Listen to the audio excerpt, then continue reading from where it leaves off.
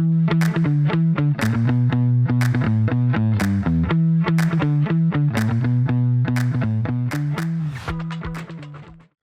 Wendy Liebmann, CEO and Chief Shopper at WSL Strategic Retail, and this is Future Shop. This is where I talk to innovators, disruptors, and iconoclasts about the future of retail. Today, my guest is a dear friend and longtime colleague, Norm de Greve. He is the global CMO of General Motors, the car company. When we first met, he was CMO at CVS Health, that drugstore on the corner. And before that, he was the president of Digitas, the digital marketing agency. So he has a very interesting and broad perspective on the world of retail and many other things. Welcome, Norm.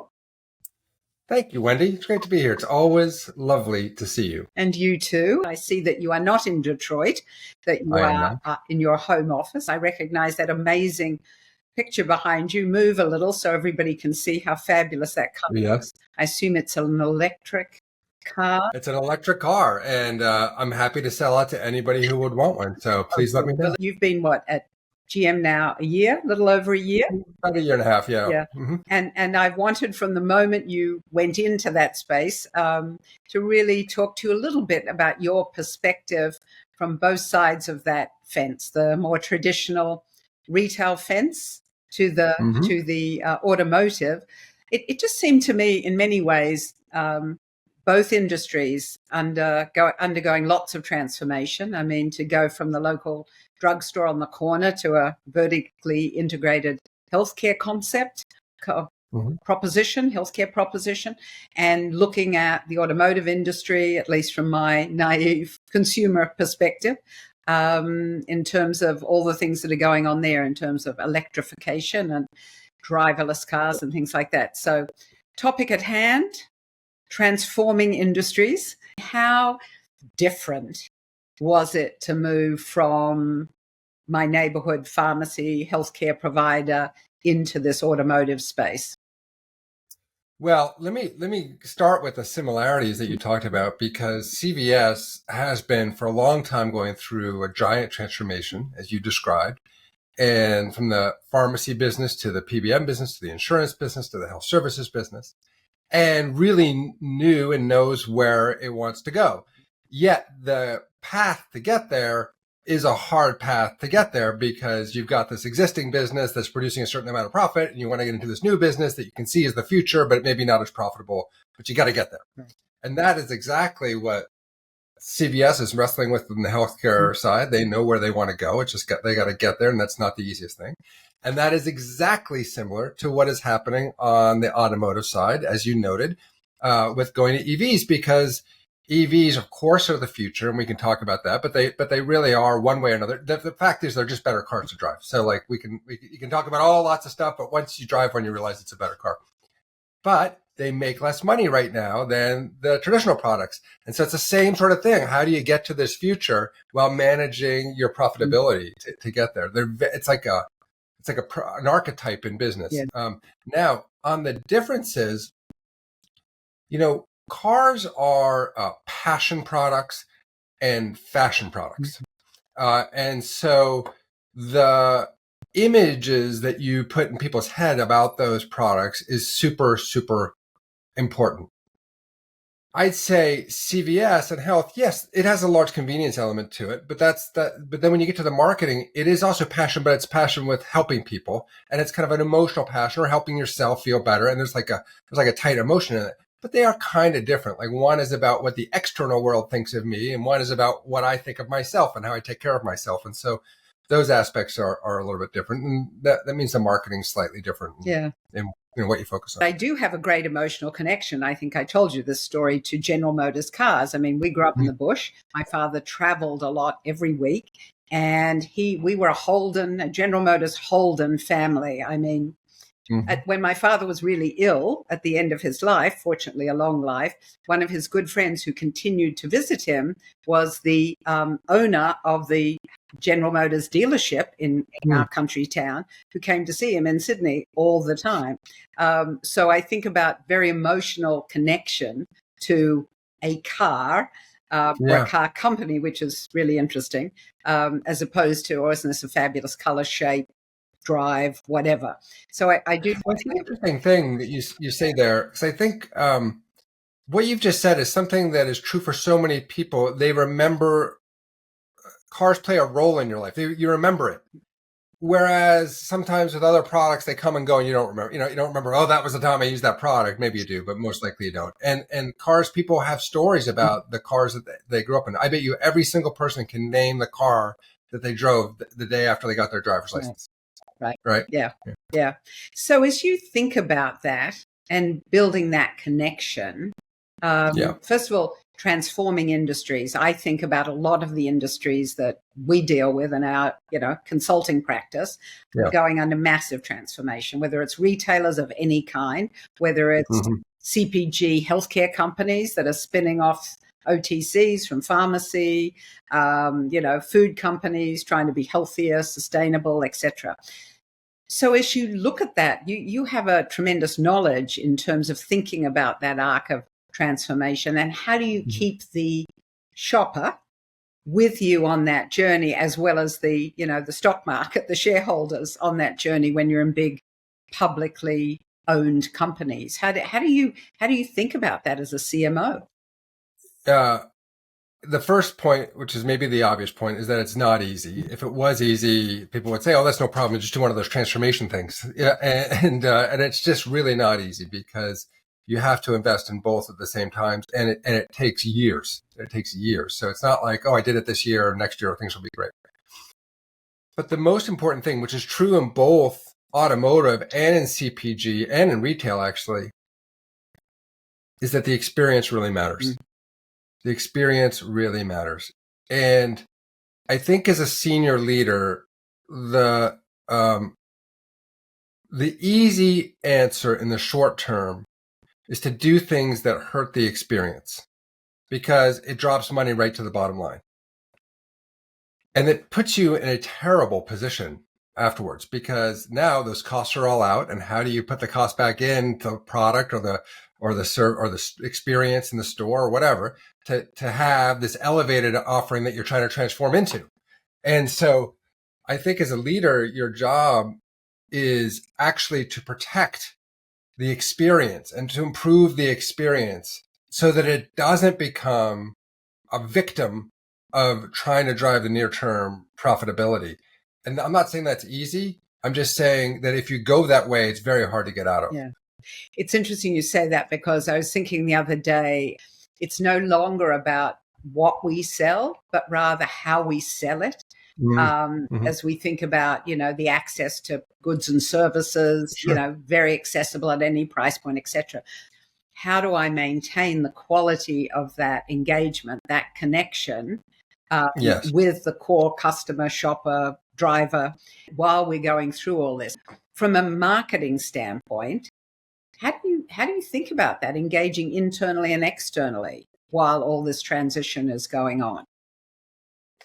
I think the truth from a marketing standpoint is that it really does require the CEO to have the same shared vision of the importance in these elements. Because the luxury of not being the CEO is that you're not on the hot seat for numbers going down.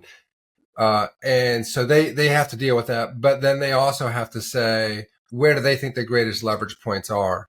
And so I think as a marketer, your job is to help inform and cajole in a practical, real way, where you have empathy for the person's position and the results that they have to deliver, but do it together to get to the right answer. And where you see it really generally working the best is either with an experienced CEO who's seen the problems that happen if you don't do that, who knows that issue.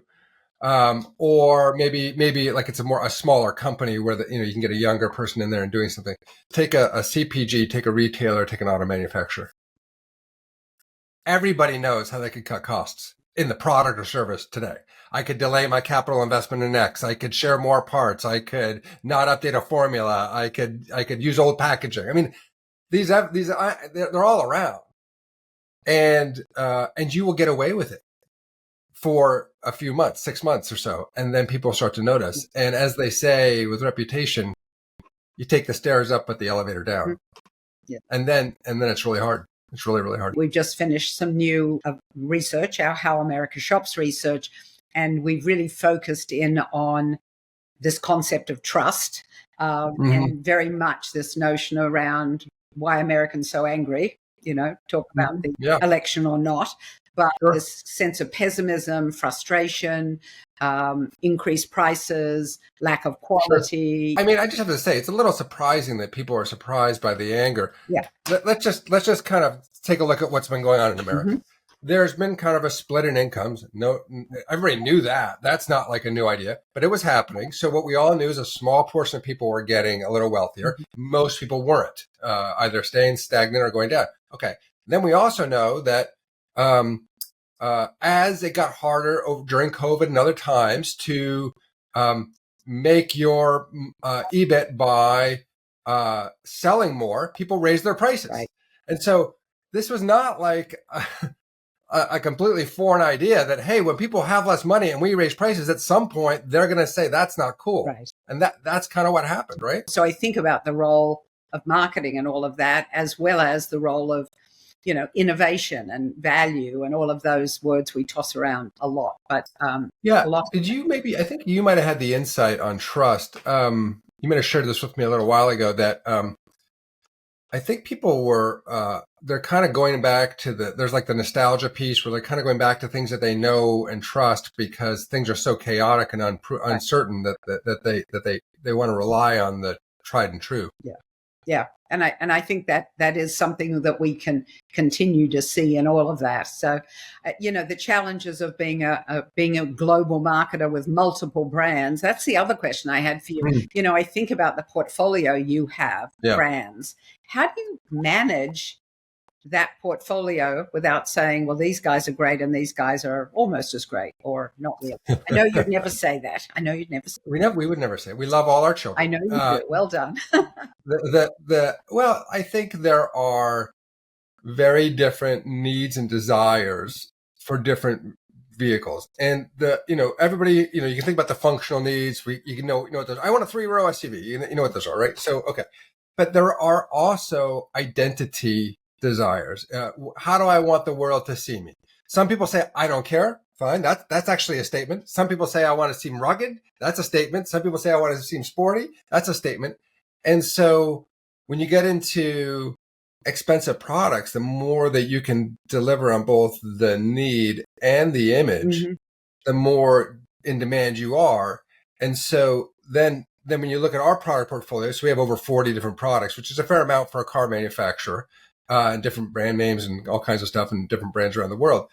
But the key is, how do you cover the market in a way that is really relevant to those segments and not just changing the name on the outside? Because the name alone isn't sufficient. We all know that that's what happened in the automotive industry, maybe 40 years ago, where there was too much sharing and all the cars looked exactly the same, and then they put a different badge on it. That doesn't work. And that's another example where consumers eventually catch up and they're like, this is not, like, this is just nuts. This is silly. Yeah. So the key, which is really the key for every product manufacturer, is to maintain distinctiveness in those products, because lots of companies share input ingredients across their products. And if you are sitting in front of an Excel spreadsheet, look, what if we shared more of these things? We'd make even more money. So the key is really keeping the distinctiveness. And what we have found is that in order to cover the market in a meaningful way, because of need and image, we need more products to do that. And that's that's what's made GM the number one car manufacturer in the US.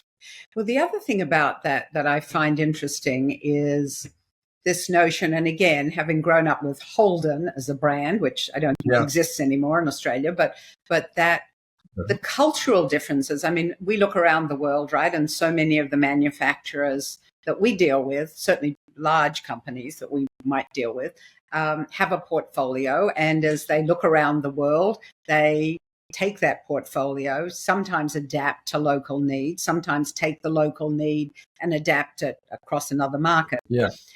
But I often think that either we've got too much choice that isn't really differentiated, or we've got not enough specific, I'm going to use the word personalized choice for people in different countries. Yeah, it is different depending on the country. Of course, we have the most in the US, and then you can, go around the world, and we have different models outside the US that we don't even sell in the US because they're relevant to that market. But I think you're right. You can end up in a place where you have not sufficient differentiation between the models. And so now you just have too many models and it's way too expensive because all that stuff costs, you have to have a different sign and a different building and maybe a different dealer. And so if you don't have enough differentiation, you've just oversaturated your marketplace. And so you do need that. And on the other hand, there are for sure markets where it's, which car do you want? Because we have one available. Right. And so there's opportunity in that to sell more to different people. So when I think about the consumer in all of this and how you think about the segments of consumers, you talked about, how I see myself and the role a car plays in my life. Yeah. That proposition versus the obvious, I assume, of, I've got 3 kids, I need to get them around, all those sorts of things. Are there other levers or layers to how you think? Yeah. I'm trying to think about, is automotive, buying a car persona different from, buying a lipstick persona? How would I look at that? Well, I think there's some similarities when you think about that persona. So we think about the segments we create are based on a combination of a need and a desired image. And we've mapped the market and we know the size of all those segments, the market share, how we're performing, what we want to be doing in each of those groups. Okay, let's take Lysol because it's actually not very much different. Lysol plays in a market of I want it to be disinfected, right? In here, they also play in a market that maybe I want it to smell fresh. Those are 2 different markets that you could cover with one product or you can cover with 2 products. And it's the same. So my point is it's actually exactly the same. Like it's maybe not about image as much, but it's about a desired atmosphere or feeling of cleanliness or whatever. And that's a market. And so hopefully Lysol's mapped all those markets and they can decide if they have one product to cover those. Because the issue that you'll find, you can imagine in disinfectant, you're competing with bleach, and in freshness, you're competing with candles. They're very different sorts of sets, and your ability to deliver on what a consumer really wants is probably fairly different marketing and product packaging. Yeah. You just reminded me of an experience walking through a Walmart with a former Walmart executive who walked me into the pool chemicals aisle and showed me the bleach that sold at a way premium price to going to the washing detergent laundry aisle where you could buy it at like a third of the price, right? Because that's what the market would bear. And the design, the problem was that both bottles looked exactly the same. You talked about innovation. I think you did. If not, it was in right? But the length of time for you to innovate a product or launch a product is way longer than the length of time it would take me to introduce a new version of Lysol, right? It can take 2 to 4 years. Yeah. And the cost. Yeah, it is. Right? Yeah. So yes, there's research and there's trends and there's all that stuff and there's guessing. Because at the end of the day, you just don't know what the world's going to be like. Right. And it is amazing. And in that business, the car business, it's also artistry, right? Yeah. So you're creating a moving sculpture that you think people are going to want in 2 to 4 years. And you can imagine where you were 2 or 4 years ago. It's really I find it really astounding. And when you hit it right, it's like wildfire. Right. And when you hit it wrong, it's like an anchor. Yeah. I was thinking about it in the terms of, the capital expenditure around real estate, right? And I know to your point. Exactly. I think it's a great. Right. Yeah. Yeah. I know. Yeah. Is this going to be a popular area or not a popular area? But now I'm in for a 5-year lease or a 10-year lease, and it is where I am. So I've got to figure it out. Yeah. Yeah, Yeah. that's right. And those sorts of things. I also think about, when it comes to innovation, again, I don't want to hone in only on the consumer packaged goods business. It could be home, it could be fashion, it could be a lot of other areas, but where there's the capital expense of, let's open a company, let's design a new line of skincare, let's make it in the kitchen, and then, build it out through direct to consumer and other ways, lower cost ways. That doesn't feel like that happens in the automotive industry, or does it? Well, it does. I mean, we start lines, car lines, or even if you move into electric, it could be the same car line, but it's electric. I mean, it costs billions of dollars to tool up a factory to get that work. I mean, it's like a gigantic amount of money. And so then, this is what happens, right? So just from a marketing standpoint, this product comes to market. And if you want to talk about brands, what drives brands in automotive, or what drives brands in most places, it's actually the experience. That's mostly what it is. And so if you have a product like an automotive that's a great product, it has the right, electric range, and it looks styling, and the styling's good, and the quality's right, and the performance is good, marketing can accelerate that.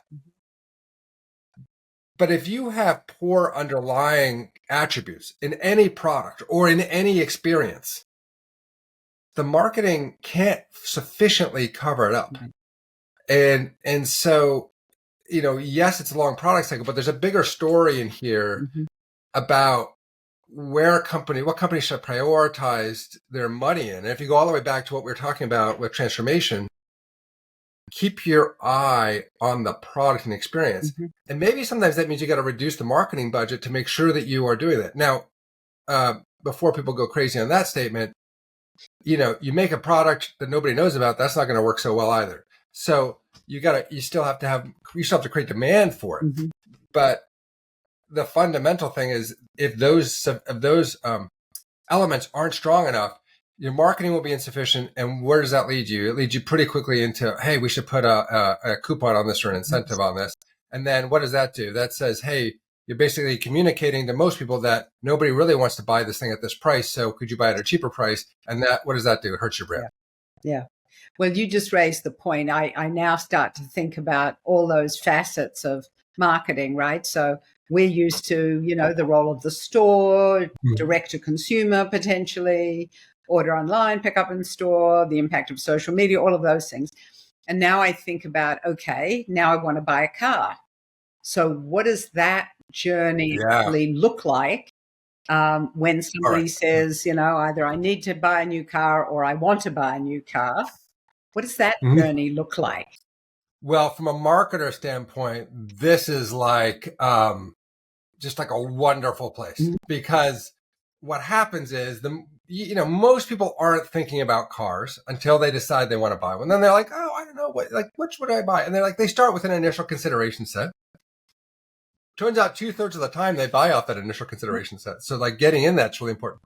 But this then takes about 3 to 4 or 5 months of shopping. You add more brands, but because they're so expensive and the internet's so easy, 80% of people shop online. So you start exhausting all this digital data about your behaviors and your interest and what you want.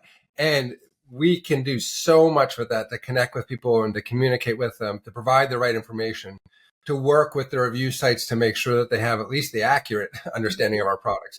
But there's a ton that's happens. And then, by the way, so then they decide, okay, now I've been playing around, I've been researching. So then you kind of have a D2C element, because what do? They tend to go to your website, and then they tend to want to, sometimes, in fact, in Cadillac or in Chevrolet today, you can actually do the whole process online, buy the whole thing online, and go to a dealer. So sometimes they do that. Most people aren't really doing that yet, but they'll go through some parts of the process. Then they go to the dealer. The dealers have a piece in this as well, and they're communicating to you through text messages, and that's spewing up data. So there's just a real way to engage in a very deep and meaningful way. And I do feel like the differentiation in that engagement can at least help you decide on the dealer that you want, and then can also sway you on the brand you want, because you're getting into a very risky, big purchase in your life. you're scared, you're excited, but you're nervous. Mm-hmm. And the people who treat you well give you comfort and confidence that it's all going to work out. So what's compelling about that, as I think about it, is the role of the store, physical store, where I finally want to actually go and sit in the seat and make sure it's comfortable and make sure I like the look of it in person, right? I'm sure there are other things people want to do, smell the fresh leather, see all the tech, right? Hear the sound system, look at the GPS system. Yeah, you got it. All of all those things, right? How far along in the journey is that experience? Is that way at the end before people? Yeah, it's pretty close to the end, actually, before they I'd say it's in the last month of this, kind of 3 to 5 month journey. So that's when and by the time that happens, they're like, they want to confirm what they believe. Right.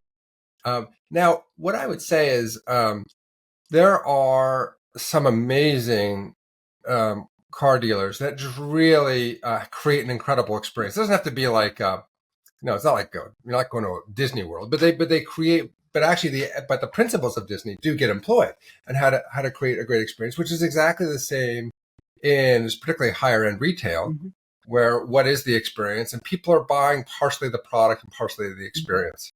In fact, if I look at what drives loyalty in automotive, the dealer experience plays a huge role. Yeah. A huge role. Yeah. Just like a high-end store, or actually really any store, once you feel like they take care of you, you want to stay with them. Yeah. But it's got to feel like they take care of you, not just that you are a transaction. Yeah. Well, that's my father and Daryl Gorkroger, whose name I remember to this day, right? And hopefully he's still with us somewhere. The other thing that I've noticed lately, and again, within that retail experience, and we see it a lot, we do a lot of our retail innovation work looking around the world, how are retailers at large selling goods and services. And I look at, a high-end mall here, like in New Jersey, like the mall at Short Hills. And they're in the middle of the mall now, and there could be a car showroom. There could be some promotional concept featuring a new car of some sort. How much does that play a part now? That feels like it's the last few years that's been going on. Yeah, that's right.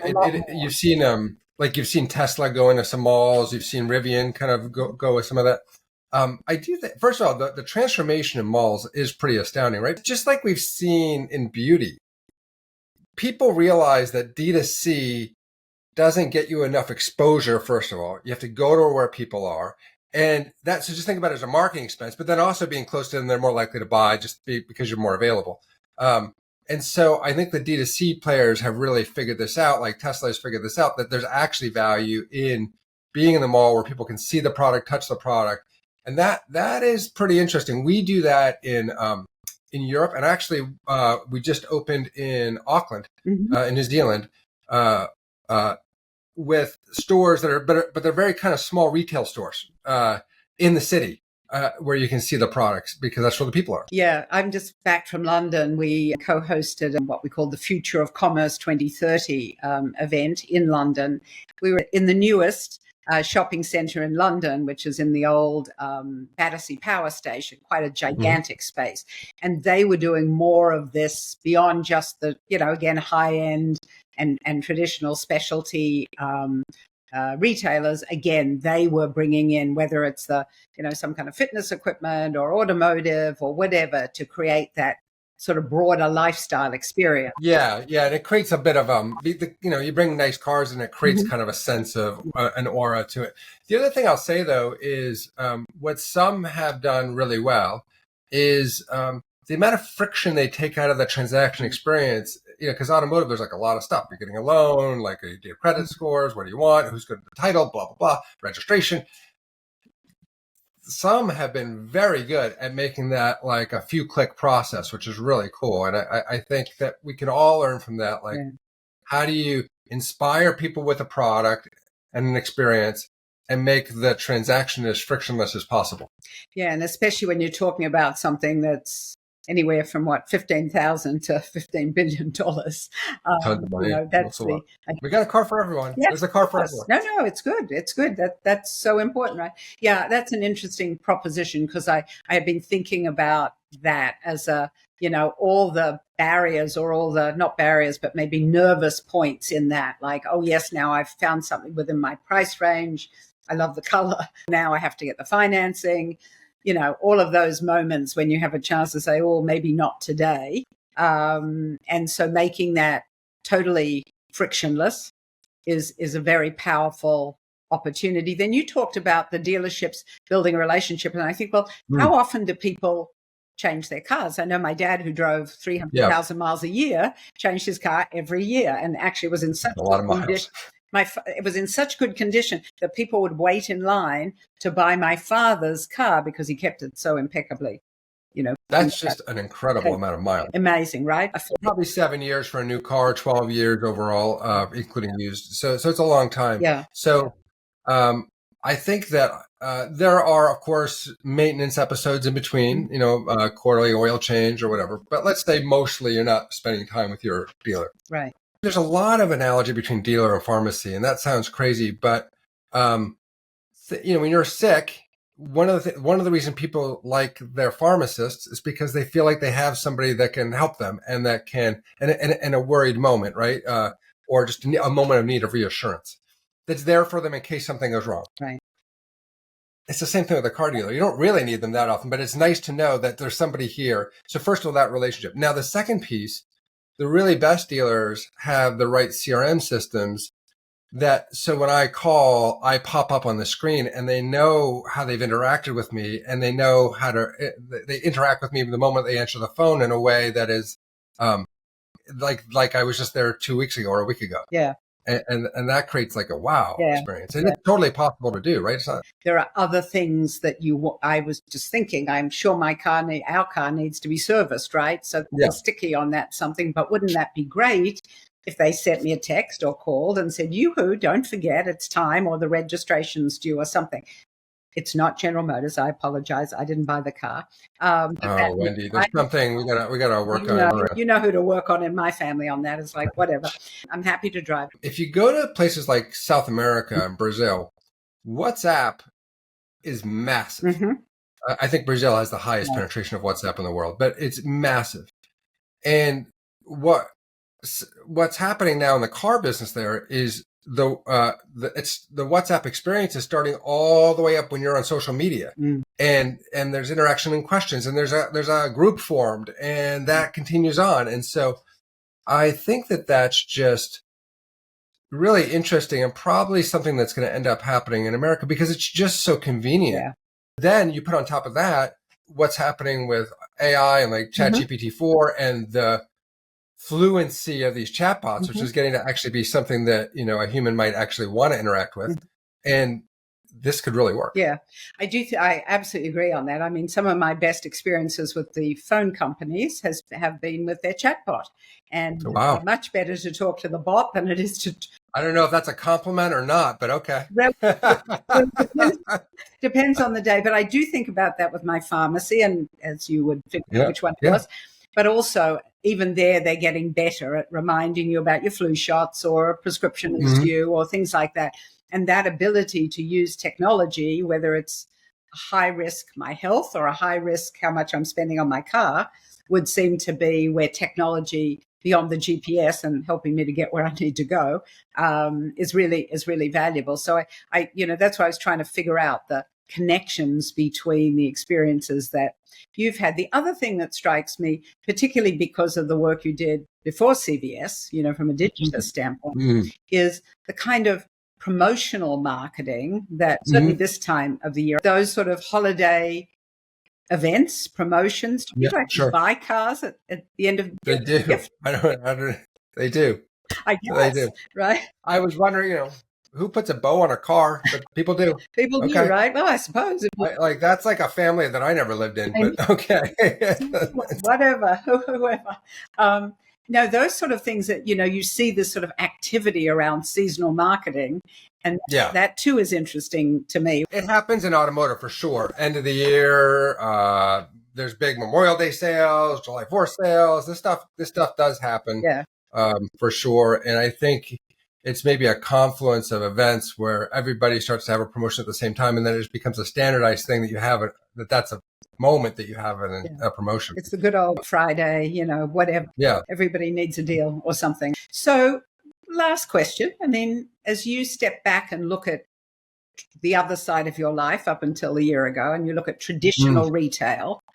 Yeah. Do you have a perspective from afar, from Detroit, on traditional retail these days and where the opportunities and challenges are still to come? People still like to shop. I don't think that's going to change. They want to shop for things that excite them, that are fun to shop for, and experiences they enjoy. And there are many things that are neither of those. And they just want it cheaply and fast and with as least amount of effort as possible. And I'd say you kind of have to go to either side of that equation. And as we were talking today, I started thinking a little bit about the pharmacist in the pharmacies. First of all, mostly lovely people, right? Who really care about people in their communities. And they're working so incredibly hard. The story for a long time had been about how the pharmacist could be your local healthcare provider, just first point of contact. And I think that they're qualified to do that, and they could. The problem is that they're so busy, right? I think their substitute for their future is that AI will give me the health answers I need in a much more trusted way. And so I think that this idea of expertise is something that those companies need to think about. Like, well, if expertise is like, they're too busy to give it and I got a good substitute good, like what's going to happen there? And then in general, fun experiences for stuff I like to shop are great. And those things can even be like storage containers. They can be in the container store, right? They can be stuff. It doesn't have to be like, that's still fun because you feel like you're going to come home and organize your whole place. And that's kind of cool, right? And then making it easy as possible.